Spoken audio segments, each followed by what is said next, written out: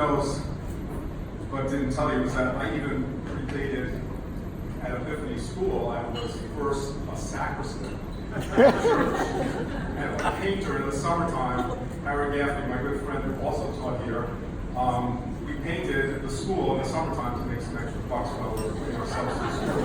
And if I'm not mistaken, the peeling blue paint on the back of the 22nd Street school, the scaffolding back there, that's still the paint. A long, long time ago. It worked. It worked. It was restoring. It was good stuff.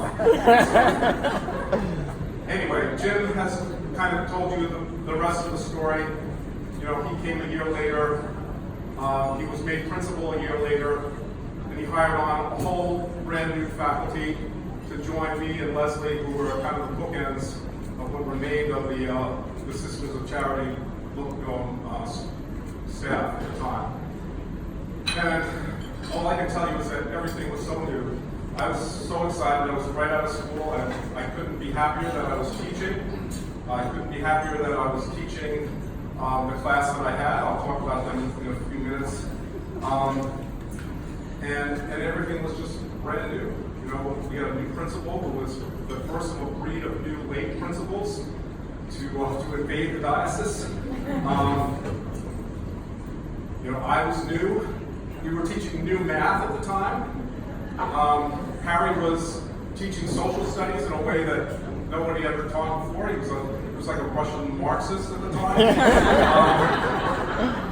Everything was new, and it was exciting, and we were all passionate about what we did. Oh, and Beth started the whole reading program, a brand new reading program under Jim.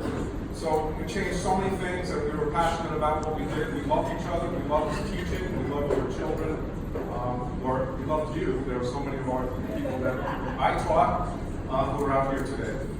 So anyway, the bottom line is that while I left Epiphany never forgot me, and Jim never forgot me, and so that's why I'm back here today. And I'm really privileged that I am back here, because it's a joy to teach your children, and I can tell you that it's a new life after a life at Christ Waterhouse Schools.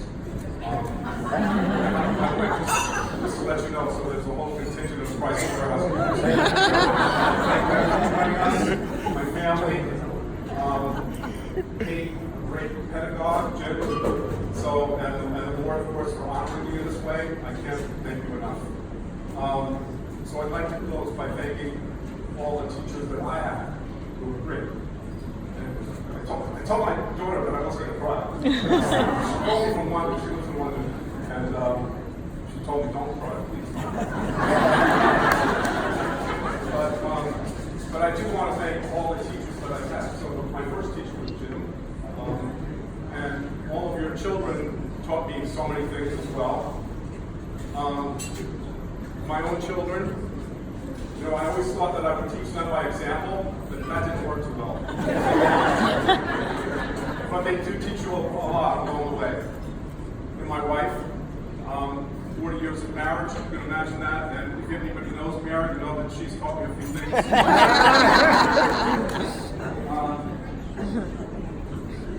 And my first class, my co-worker, Joe. Where's John? Joe, there he is. It's really a privilege to work with Joe. Joe was my first class back in 1976. And Mary.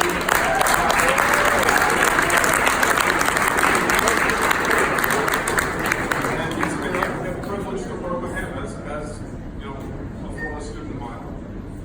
And finally, I just want to thank my grandson Jack, who was a special needs child, and from whom I've learned more about perseverance than any common core curriculum. And he is a reminder to me every day that we learn in different ways, and that we learn in special ways, but that we have to keep on learning and keep persevering to the day that we die. Because if we stop learning, we stop learning. So I close on that note.